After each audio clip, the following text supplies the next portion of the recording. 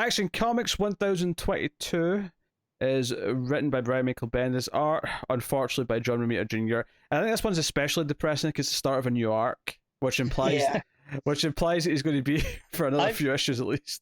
I did see some people say, "Oh, Romita Jr. is trying again with this issue." Yeah, that was going to be my first thing. Is it's not typical of what we've seen out of JR on his work on Action.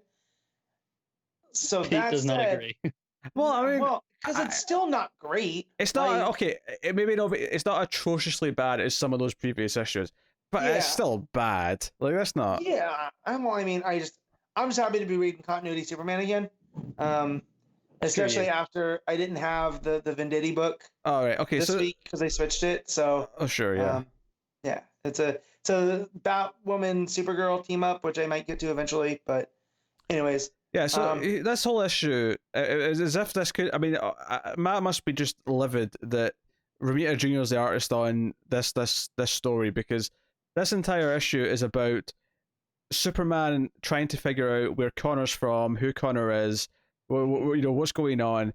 And not only that, but we have John coming back from the future with Brainiac 5, because Brainiac 5 wants to see the fortress and like meet Superman and see the tech and so on. So we get Connor meeting John, and then like almost out of nowhere in the back half of the issue, it's like, well, so where were you, like, on your Earth? If it was this Earth, where did you grow up? Where were you living? And he's like, well, the Kents, Manpa Kent, I was there. And then Superman just says, let's go ask them then. Yeah. You're like, wait, hold on a second. Yeah, the Kents are back officially. So, I mean, are we counting, like, is Doomsday Clock what did this? Because this is very unclear. I had a friend reach out to me. My friend Jared wanted to know, he never finished Doomsday Clock because of all of this that had gone on with comics. So he wanted to know how it ended. And I told him it's kind of muddled, that certain things have happened, but it really depends on the mainline DC continuity to make up for it or not. So, like, pretty sure the Justice Society's back in some way or form. We just don't know yet. We're pretty sure the Kents are back some way or form. We just didn't know yet. And then this issue comes out. And yeah, so my guess is that Snyder's got a lot of heavy lifting to do with death metal. That whatever had happened when they run off at the end of his Justice League run to now, something has happened akin to Doomsday Clock that's going to put that more in line. Yeah, he definitely always mentioned how they'd be cherry picking things from Doomsday Clock to reincorporate them. So it's not a surprise. No. Yeah. I didn't think it would happen this soon, though. Well, the big thing here, though, is that once they get to the Kents, and there's a subplot that we'll get to in a minute, but once they get to the Kents, they show up, they come down, and they're happy to see Superman, they're happy to see their grandson, John, because we've not really seen the Kents interact with John yet. That's kind of a new thing. And then they're like, oh, who's this young man? And after a second, they kind of look at him, and they get his name right. They're like, Connor. Like, they remember him. And, Superman brings up, like, why can they remember him and I can't? And I can only surmise that it's because the Kents, much like Connor, have come back after being erased. Yeah.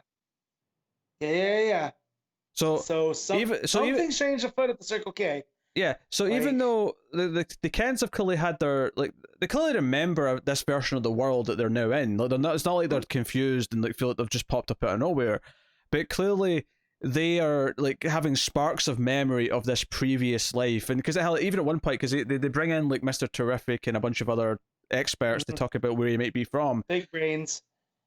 And one of them even says, wait, does this confirm that reality's been rebooted like 3 times?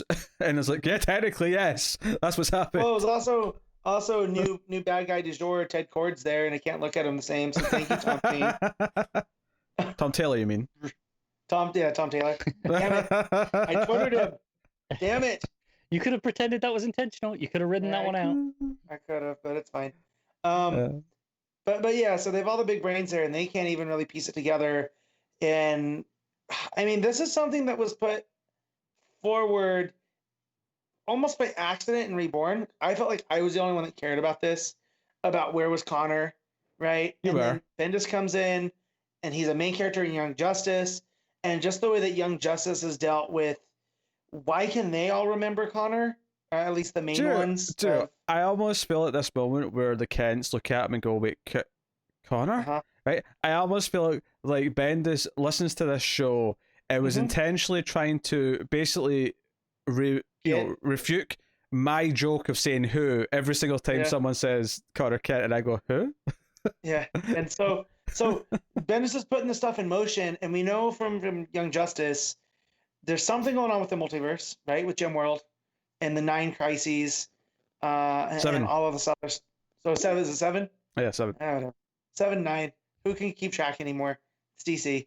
But with all the different crises, and Star Labs is causing problems, and they made Earth disappear. They've created the Red Cloud. There's all the stuff that they're dealing with in Young Justice that led into this.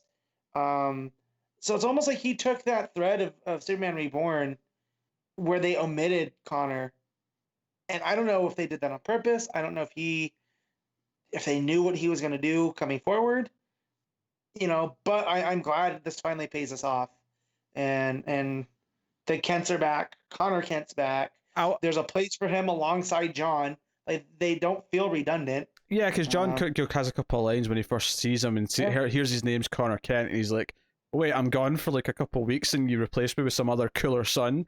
Yeah. Look at his jacket. He's definitely cooler. Like, that was a pretty funny line. Even Brainy didn't seem to know who he was, right? Yeah, no, that's true. Yeah, but Brainy did basically accept that reboots in reality are basically just history at this point. Like, he just knows that's happened. So, I mean, they're setting things up. I will say, I did not expect, like, there to be an arc in Action Comics that dealt specifically with Connor Kent. I did not expect that to be, spinning out a Young Justice into action and having Bendis sort of... I mean, obviously Bendis is writing both sides what he's doing, but... So this is... It's actually kind of interesting to get this focus.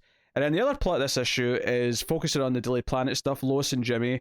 Obviously, the world now knows that Leon's is a criminal, and that she's kind of into hiding because of all this.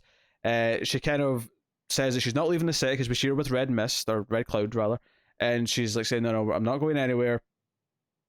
And they kind of, Joe says, I kind of want to kill Lois Lane, and Red Cloud's like, no, you can't do that. First of all, I'm a fan, so I don't really want to.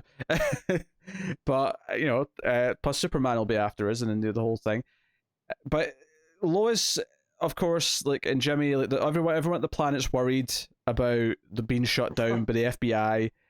Yeah, Steve Lombard's really upset by it. Yeah, he's especially pissy. He should have told him, and that's really on brand for the football player that became a journalist, right? Like, he doesn't understand this at the level that the chief does. So, and Perry's like, no, we're putting out papers, damn it. We're still the goddamn free press. We're doing this. So Lois and Jimmy basically find out where Leon's mansion is, and they sneak in. And there's some good Jimmy and Lois banter here, where Jimmy points out, you only make these bad jokes when you're with me. You don't do it in front of anyone else. But they go to inside the mansion, and they find essentially the echo chamber tank, where the secret mafia have their meetings. Now, there was one moment here that I was a little confused by, where Lois says they're all here, but they're all dead. And I'm like, is she seeing that? Is that like right in front of them? Because Jimmy's not reacting as if he's seen a bunch of dead bodies. Right. So I was a little bit confused exactly what she was perceiving there, or is she just assuming this based on something? Yeah, because the way that I read it was Lois was putting it together, like deducting it from if Leon's gone public, it's part of her plan, and she wouldn't need them anymore, so she kind of cut them.